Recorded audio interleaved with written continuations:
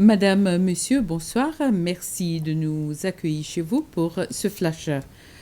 Trois ouvriers ougandais du bâtiment étaient postés à l'entrée de la State House cet après-midi. Ils devaient rentrer chez eux hier soir après que le contrat de travail n'avait pas été renouvelé. Ils refusent de quitter le pays avant d'avoir été payés leur cotisation qui leur est due par le premier employeur actuellement incarcéré dans une affaire séparée.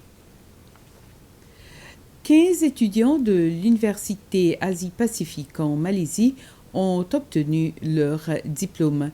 Ils ont décrit leurs études comme plutôt difficiles en raison de la pandémie de Covid-19.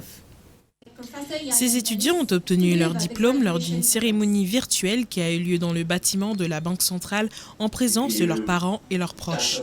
Les diplômés faisaient partie d'une cohorte de 1500 étudiants internationaux diplômés mardi et mercredi. Leurs cours ont duré 3 ans et la plupart ont dû rentrer chez eux à la fin de l'année dernière pour poursuivre leurs études en ligne. Les étudiants ont reçu des diplômes de licence en gestion d'entreprise, gestion du tourisme, relations internationales et génie logiciel. L'événement a été organisé par l'Agence nationale de développement des ressources humaines, la ANHRD, en collaboration avec la Banque centrale.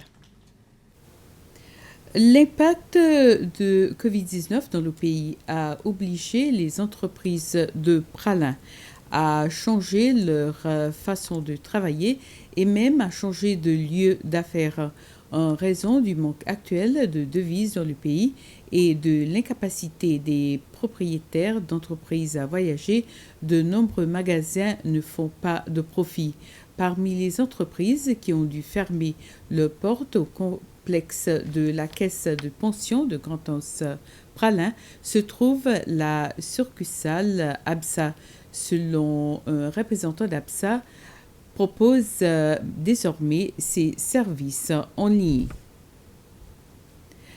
15 individus qui vendaient le produit dans la rue, y compris la Market Street, ont récemment reçu de nouveaux stands pour vendre leurs produits tels que des vêtements, de la nourriture, entre autres.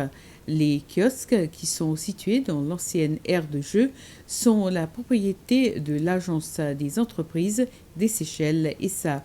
La PDG de l'ESSA, Angélique Capot, a déclaré avoir négocié avec d'autres agences pour conserver ces kiosques à cet endroit. Les vendeurs ont exprimé leur satisfaction à l'égard des nouveaux kiosques qu'ils attendaient depuis longtemps.